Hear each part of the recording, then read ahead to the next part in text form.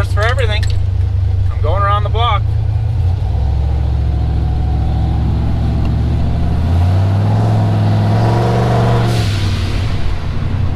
What's up everyone? Welcome back to SPPTV. Today obviously we're going to get back to work on the S10. It's ready to go. All I have to do is put it on the ground and put the transmission fluid in and then hope the transmission works. I already put the back half of the truck down, but before I put the front down, I'm kind of screwing around with this front spoiler that I want to make. That's kind of the project for today, is to try to do something with this front spoiler, get started on it and get the truck on the ground, put fluid in it, and really hope that the transmission works now okay, so we can get this thing on the road. So let's get to it.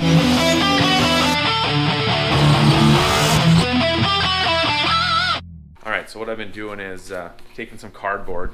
I actually have the old spoiler, which is here, which I cut.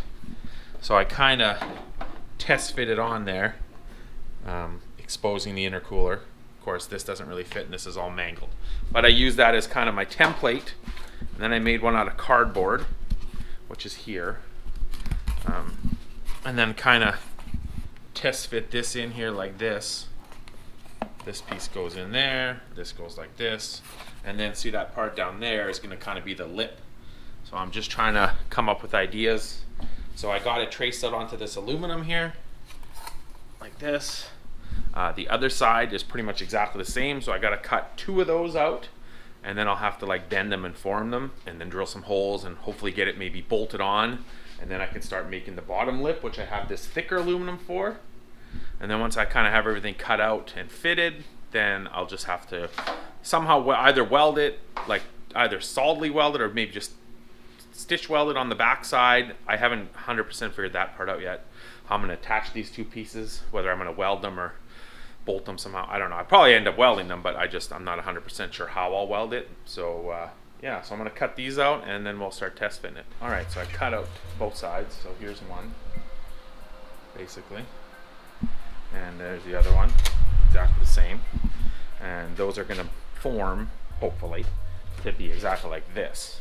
So it'll be like one side intercooler exposed and then the lip on the bottom. So now what I have to do with these is I'll have to drill holes to bolt it in the factory location, and then this is going to be a bolt hole too, and then this is probably just going to be a locating tab because the bumper's cut here and it just kind of fits up there. That'll just keep it solid. First I put this in the vise, that one tab, and I have to bend it over. So it's aluminum, it's pretty easy. Just work it over, and I have the body.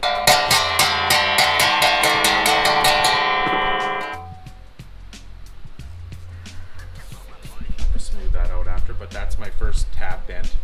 And I'll have to fit this onto the truck, figure out where the hole needs to be drilled, drill the hole, and then do the other side.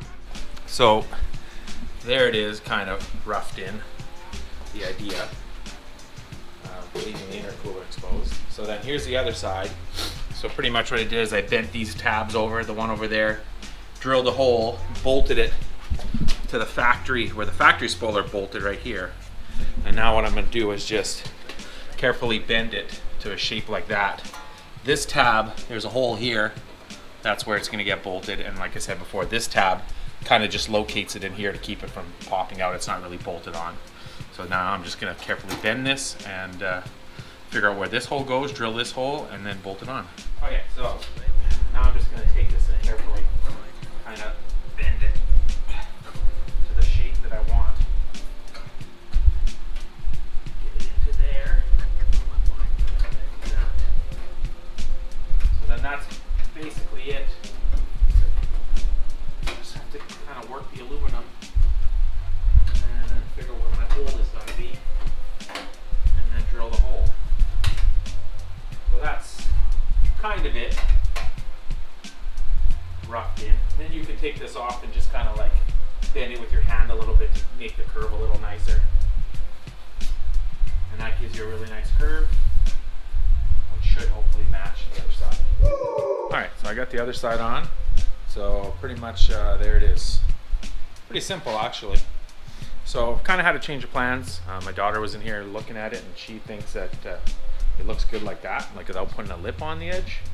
So my plan now is to where this tape is, I'm gonna basically make an aluminum piece that's gonna go across, and then it'll be an angle piece, so it'll bolt here, which will provide stiffness. I'm also gonna cut it so that it's kind of rounded like the grill, so it'll kind of have that same curve on each side. I'm kind of thinking about cutting the bumper here, raising it up a tiny bit, and also having that same kind of shape so it'll match the grill. But I don't know if I'll do that right away or not, but I'm definitely gonna make this piece here. So yeah, that's what I'm gonna do now. All right, so here's what I did. I cut it with a little bit of a lip on it to match that curve of the grill. I'll have to take the flap wheel and clean it up. Then I scribed a line where I want to bend it.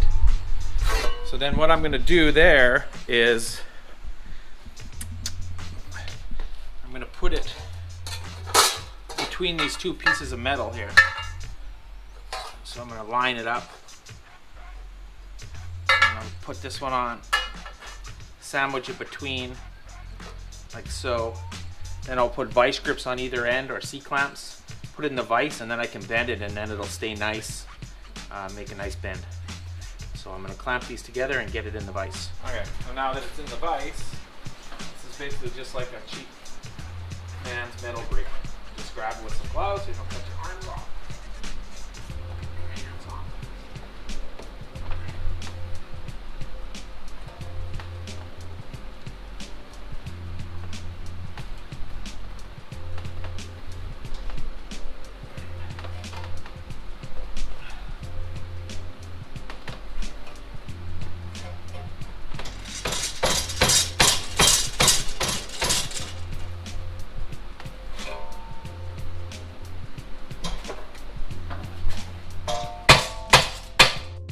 And then just there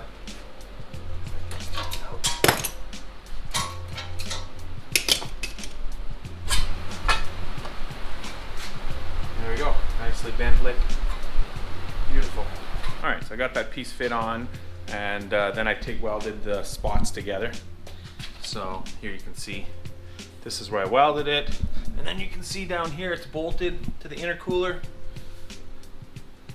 So I think that turned out pretty good. That is definitely how I'm going to leave it for now. I might still add some kind of screen for the intercooler area there, or something. And like I said before, I'm still kind of thinking about cutting the bumper and taking some of this away. The only problem is the plate is there, kind of hangs down, so I'd have to move the plate up. So that would mean maybe cutting this funny bump off here or something. But that's going to have to wait. For now, this is good, covers everything up, looks way better than it did with nothing there. So now I'm going to get it on the ground, and I guess I'll put the trans fluid in and fire it up and see how it works. I started it up and it's the same thing. Put it in reverse, nothing really happens. Then it kicks in, feels like it's slipping, and same thing with forward. So I don't know. I don't know if it's a computer issue, a valve body issue. I mean, I went through the transmission like 3 times when I took it out, checked a whole bunch of stuff, air tested things. I also had a transmission cooler line leak, and it pushed a ton of fluid onto the ground. So it definitely makes pressure. So I don't know, unless it's a bad solenoid, but I checked those, or I'm gonna, one thing I did forget to check, which I'm gonna have to jack it up again, is the grounds that go to the plug on the transmission. So unless I'm not getting ground, so then the solenoids aren't doing their job. But I'm gonna fire up the HP tuners and see if I can figure anything out there, and then otherwise I don't know. So I hooked up the VCM scanner and I did some checking, but I don't really know what I'm looking at. So it definitely reads the sensors and stuff, gives like percentages of them or something. So I mean, it definitely seems like they work. The other thing I seem to notice is that it almost seems like I just started it up and had it running, put it in reverse, it seemed like it went in reverse like right away, instantly. And then put it in forward, it went in forward right away. But then when I put it back in park and put it in reverse again, then it seemed like it was laggy going in. So I don't know, maybe it is just some kind of computer issue. I actually did a reflash because I had to change the cylinder volume, because my computer's from a 4.8 and the engine's obviously a 5.3. So I did that, but I don't think that made a difference. I think I'm gonna try to take it for a ride around the block and see what I can see. See if it even shifts. I don't even know if it shifts like 1, 2, 3, 4 kind of thing. So maybe I'll try to take it for a ride around the block and see what happens. I took it for a little ride down the street. Unfortunately, my electric fans don't work. I don't know. I just reprogrammed the HP tuners. When I run the fan with the VCM scanner, it works. So I'm not 100% sure why it doesn't work. It doesn't go on, but I reset some things and I'll have to try it again. But yeah, I don't know. The transmission, it seems like it's doesn't want to go into gear, like into low or a reverse or say first gear. But then once it does, like when I drove down the street, as soon as it goes into gear, it seemed to be working. So I don't know. Like I said, somehow I think maybe it's a computer problem, something to do with the tune. I'll have to look at it. But for right now, I'm just going to pull it in the garage because I got to go for dinner. All right, what's up? It is a couple days later. I'm back out here working on the truck. I did some reading. Some guys are saying that the TPS sensor, if it's not set up right, that'll cause issues because the transmission actually uses the TPS sensor to know where the throttle is, to give the proper instructions to the transmission of what to do. I really don't know if that would make a difference or not, but I do know that when I set up the TPS and all that, it's supposed to be like 0.50, somewhere around there, and it was only like 0.25. But I thought, you know, I thought it was more like if it was like way higher, it was no good. So the only issue there is, here's the throttle sensor here. There's actually a little, you can see it right there, there's a little tab right there. And the holes are a certain size. And so when you go over to, I don't know if you can really see it, on the throttle, there's actually a little hole there so that you can't really adjust it. Apparently if you turn this a little bit, that'll change the voltage. So what you have to do is cut this little tab off, and then you got to open these holes a little bit, oval them kind of, so that you can adjust it and turn it. So that's kind of the first thing I'm going to do today, is that. See if that makes any kind of difference. Somehow I doubt it, but you never know. It's worth a try. And then after that, I'm going to check the computer for codes, if it threw any kind of codes at all. Other guys are saying to put a ground on the transmission, from the transmission to the body. So I actually have this. If you remember when I got all that wire out of that ambulance at the junkyard, I got that big ground wire, so maybe I'll jack it up and I'll run an extra ground to the transmission case. Once again, I don't know if that's going to cause an issue or not. I doubt it, but it's worth a try. It's not going to cost any money. I have the thing here. So, and then after that, and depending on what the codes say, then I don't know. Then I'll have to figure a way to test the sensors or use the VCM scanner to test them or figure out what the voltages mean or percentages or whatever it's showing, or if I can change it to a different type of reading to try to figure this out. I'm trying to exhaust every possible thing before I go get another transmission, because at this point I'm kind of, you know, if I can't figure it out, I'm heading back to the junkyard to find another 4L80, because this is ridiculous already. Like this is taking way too long. This truck should have been on the road, you know, a month ago already. So yeah, let's see what happens. Made those holes bigger, kind of ovaled them out with a drill bit and cut that little tab off of there. So now it should go on and be able to rotate. By turning it a bit is how you change the voltage. Once you have this all back on after you've drilled these holes out, you can move this to get your desired voltage. So then what you have to do is an IAC/TPS relearn. So you pretty much go in here, you connect to your VCM scanner, and then you can see that. So you turn the key on, you connect to your VCM scanner, and then here it says throttle position sensor voltage. So like right now it's stopped, but now it's at 47 volts. Before it was at like 23 volts. And then your throttle position, what you want to do is you want to get it to 2%. Then you want to shut the key off, stop scanning, shut the key off, and then unplug the wires from the IAC valve and the TPS. Turn the key back on for a couple seconds, turn it off, plug everything back in, turn it back on, start scanning again, and then your throttle position should be at 0. When it's running, it actually is at 0. Why it says 0.4% now, I'm not sure, but it's also not running right at the moment. But now instead of 23 volts, I'm at 47 volts by turning it. I'm not going to get too excited at this very second, but I started up and put it in gear, and it actually went into gear right away. So, I mean, could it be that that was the issue? I don't know. The only other thing I can see is that right now the truck's laying on the ground, so there's not a lot of weight on the tires. So I don't know if that'll cause a difference. I'm going to air up the system and then try it again. I also want to add that after I did that relearn and got the voltage of the TPS more in line where it should be, it actually runs better. It seems to idle better and everything, which is what it's supposed to do. So I got the back aired up, which means the truck will roll. So let's give her a try and see what happens.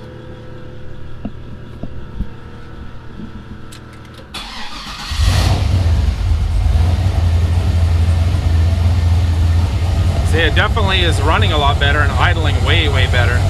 But let's try putting it in gear and see what happens.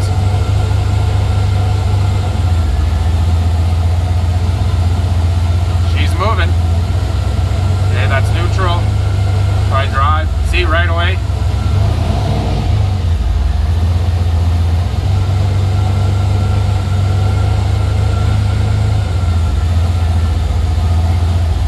So I don't know. I think I'm calling that a win. It seems to work, but I'm gonna have to obviously drive it. Yeah, let me shut this thing off. I'm gonna have to drive it to see, but it definitely never did that before. It's not lagging at all really going into gear. I mean, pressing on the gas to go forward, it doesn't seem to be, before it was slipping. Now I'm not feeling the slipping, but it also has a converter in it too. So, you know, you got to rev it a bit to get it to go. I'm gonna have to drive it, but I'm pretty excited. I think maybe that fixed it. I don't know.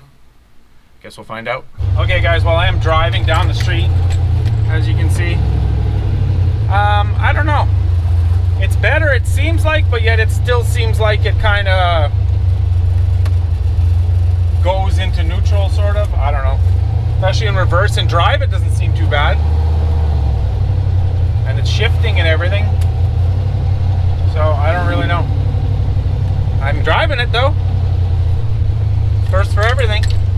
I'm going around the block.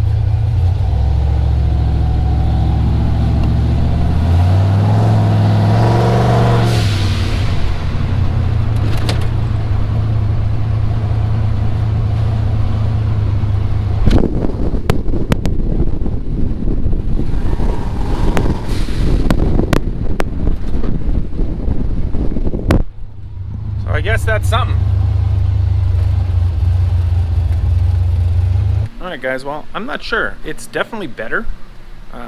Maybe there's just some other tuning that I need to do.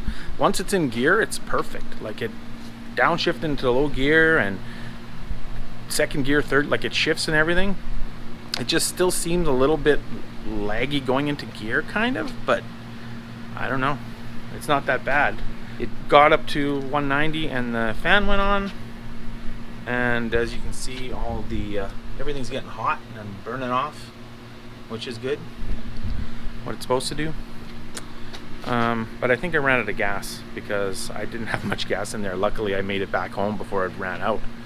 But it just died, and now when it starts, it sounds like it's out of gas. So yeah, but that's something. So I'm gonna keep playing around with it, and hopefully in the next time you see it, it'll be on the road driving. I mean, more than it just was. So like always, like, comment, subscribe, and we'll check you later.